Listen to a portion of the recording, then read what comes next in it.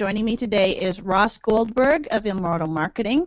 Ross is the best-selling author of the Web Traffic book and the creator of the Traffic Manifesto. Ross, thank you so much for joining us today. Thank you for inviting me, Heather. It's my pleasure to be here. So, I've known you for a few years, Ross, and you've always been the guy to go to about various traffic sources. But how exactly did you get to be known as the traffic master? What was it about traffic that really inspired you to learn all about it? It was mostly being foolish and silly, and let me explain.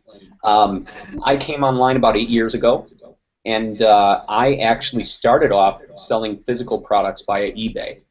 So these were really expensive products, and eBay was kind of it was basically the Amazon of the time. At that point, it was still very, very popular. People would go there to find deals on almost anything under the sun. The problem was I didn't know anything about business. I mean, outside of a couple of college courses, which of course teach you nothing. Right.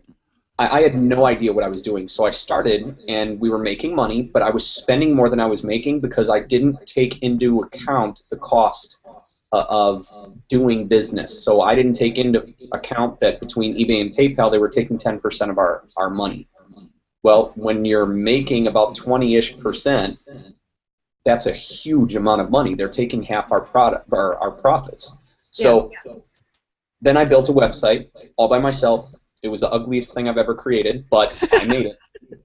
And I made it under the philosophy of if you build it, they will come. So I'm thinking I'm going to start getting hundreds of visitors in like a day. No. Yeah. 8 years ago, it took 6 weeks for me to get that website indexed in Google. And then when I did, I was like number 98 for the main keyword I wanted to rank for. So I then learned SEO. Then I realized that SEO was great, but I also realized that doing the SEO, which was basically content marketing. Now, 8 years ago, that fancy term didn't exist, but that's pretty much how I did it. So I was getting almost as much traffic from the links that I built as I was from Google. So, you know, I got our website to rank in Google fairly well, very quickly, much faster than most would have told you is possible at that point. And then business imploded at our 1 year anniversary. It literally blew up. A vendor robbed us, so had to shut it down. Yeah, it was a nightmare.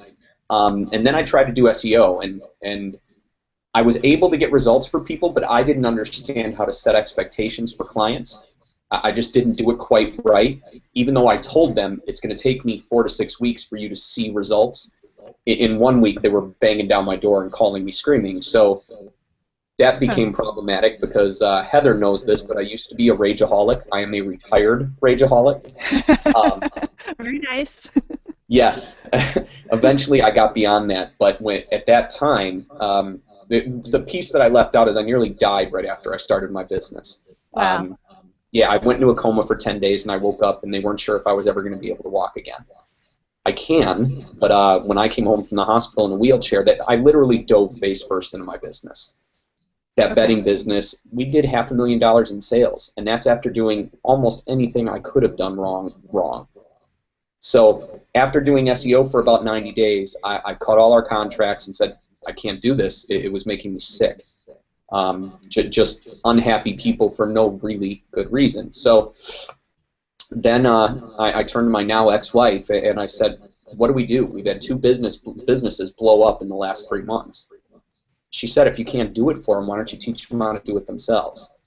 3 days later, I had my first information product created, and since then I ran a little company called Stompernet for a while. And I've released dozens of training programs. I own half of a software business where we create business tools based around the stuff that I know.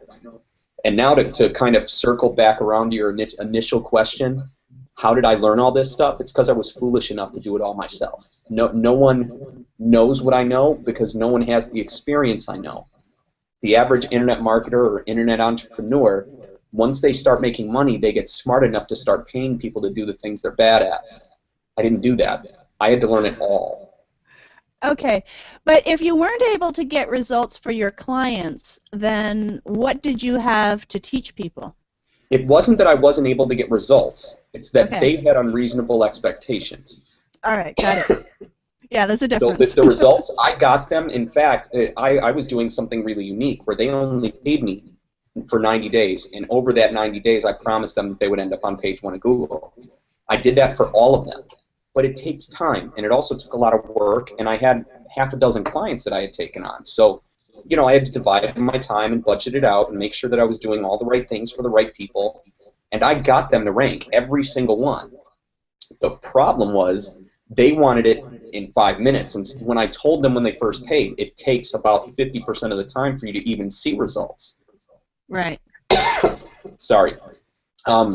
So it was a matter of not understanding how to set expectations. I've done tons of SEO and traffic consulting over the years, and now I understand how to, having trouble talking, how to set things up so they know, okay, it's going to be a while. Right. I think I'm better. Okay, yeah, go ahead and take a drink of water. So we used to talk about free traffic and paid traffic, but the reality is, even if you're not paying someone to get you free traffic, like, I mean, obviously we can pay someone to do SEO for us, and therefore it's really not free traffic anymore because we're paying for it. But even if we do the SEO ourselves, we can call it free traffic, but ultimately we're either spending our time or our money in order to get that website traffic. So it's pretty much choose what you want to spend, choose what you have more of, whether you have more time or more money. Ultimately, after all this time, what are your absolute favorite methods for getting traffic? This is a really interesting question. I like how you frame that because that literally could have come out of my mouth. So okay. That's pretty much what I tell people, that there is no such thing as free traffic. But they're two completely different paths, and depending on your business, if this is something you can do, you almost want to create two completely unique sales paths for the two different types of traffic. Because if you're paying for it, if I'd known I wasn't going to be able to talk, I would have tried to do something about it. If you're paying for traffic, you need to really give the viewer a punch in the gut. You have to have such strong sales copy and marketing around that paid traffic where you really need to pull them in and sell very hard.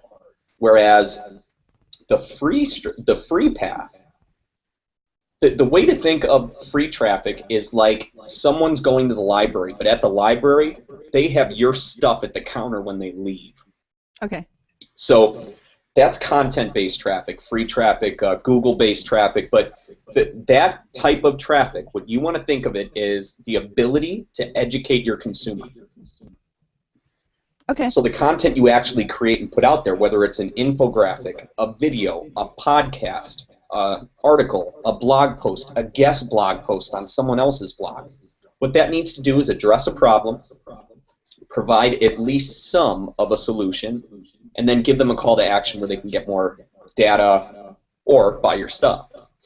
So the two choices with the free version is to deliver more free content or deliver a product that solves their problem. So those are the two options that you have to consider. With paid traffic, you've really got to, again, punch in the gut. So it's almost two completely different paths because the experience is completely unique. Someone that's at the library, you treat them completely different than someone that's at Walmart. Right. Someone that literally, or that basically goes to Amazon. If you're selling your products on Amazon, all that is a buyer search engine. Okay. So the database sites are a data search engine. So if we're talking Skidoo, they're all search engines. Every website that allows either content or product submissions is a search engine. YouTube is a search engine? Absolutely. Okay. Absolutely. And a lot of people ignore the lesser video sites. Totally foolish. Vimeo gets millions of visits per month, millions upon millions. Not having your content there is silly.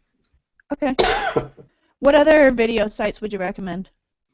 Dailymotion, Vimeo.